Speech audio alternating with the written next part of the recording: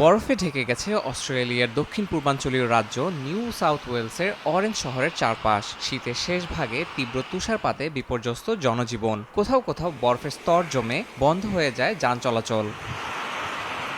আবহাওয়া বিভাগ বলছে, দক্ষিণ মেরুর ঠান্ডা বাতাসের প্রবাহ শুরু হওয়ায় তুষারপাত দেখা দিয়েছে এই অঞ্চলে। স্থানীয় সময় শনিবার শহরটিতে অন্তত 10 সেন্টিমিটার তুষারপাত রেকর্ড করা হয়। আগস্টের শেষ দিকে এমন আবহাওয়া সাধারণত অস্বাভাবিক বলেই বিবেচিত হয়। জনজীবন ও চলাচলে এর বেশ প্রভাব পড়েছে।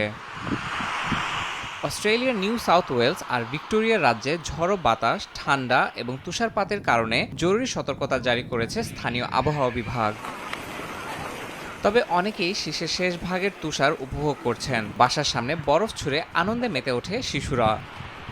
ইয়াসিন মোহাম্মদ জিসান, সময় সংবাদ।